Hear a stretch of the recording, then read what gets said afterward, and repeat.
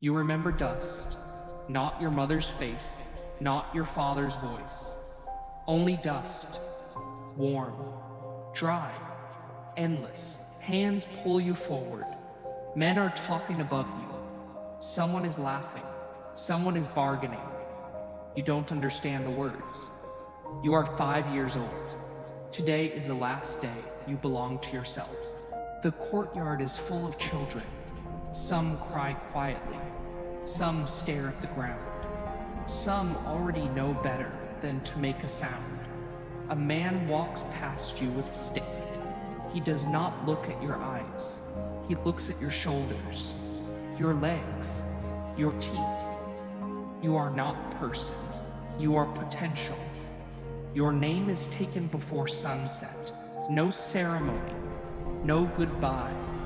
From now on, you are a number. You think training means fighting. You are wrong. The first lesson is obedience. Stand beneath the sun for hours. Move pain. Speak more pain. A boy beside you collapses. No one helps him. You learn quickly that pain can be avoided if you disappear inside yourself. And so, little by little, you begin to vanish. Food is scarce, deliberately. Hunger makes children quiet. At night, your stomach burns like fire. You dream of bread, but cannot remember its taste. One boy hides food. The next morning, he is gone. No one asks where. Questions are dangerous. Silence grows heavier than hunger. At night, you still dream. Sometimes, you wake with tears you cannot explain. The trainers call it weakness.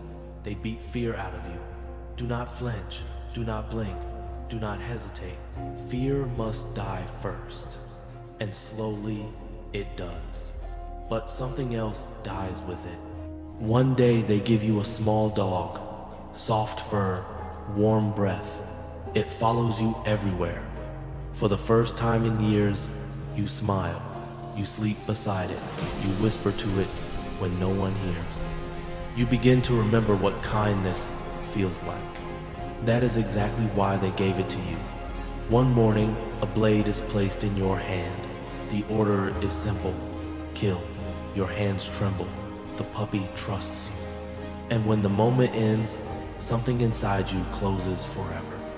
After that day, you never cry again. They tell you this will make you stronger. That real warriors have no distractions. The room smells of metal and herbs. They hold you down. Pain flashes like fire, then darkness. When you wake, the world looks the same.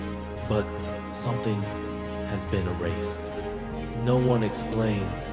They do not need to. You understand. Your future was taken so you could belong only to war. Years pass. Words become unnecessary. Commands replace thought. Step, shield, spear, strike. You move as one body with the others. Individual mistakes mean death for everyone. So individuality disappears. You no longer know where you end and the formation begins. Scars cover your skin. You no longer remember where each came from. You fight boys your age on sand. Some do not rise again. Shock fades, pity fades. Survival becomes automatic. Your body reacts before your mind can speak. You are becoming perfect. And perfection feels nothing. Your first real fight is not war. It is a test. Across from you stands another young man. Fear fills his eyes. A signal. You strike first. Sand explodes beneath your feet. When it ends, you are standing. He is not. You feel nothing. And that means you have learned well. They give you armor, a spear, a shield, a new name chosen for you. You look into polished bronze and see your reflection. The child is gone. Only a soldier remains. Heavy metal wraps around you like destiny. The armor does not ask who you were, only what you can do now. Marches without water, sleep while standing, heat and cold without complaint. Your heart stays calm even among screams. One day you realize something terrifying. You no longer fear death, because you no longer feel alive. Dust fills the air. Metal crashes against metal. Forward, shields up, spears forward. Bodies fall, but you never look down. Your movements are precise, almost beautiful. Some will call you legends. You feel only silence. War is no longer chaos. It is rhythm, and you are part of it. One evening, you hear a child laughing in the street. The sound stops you. Something tightens inside your chest. A memory.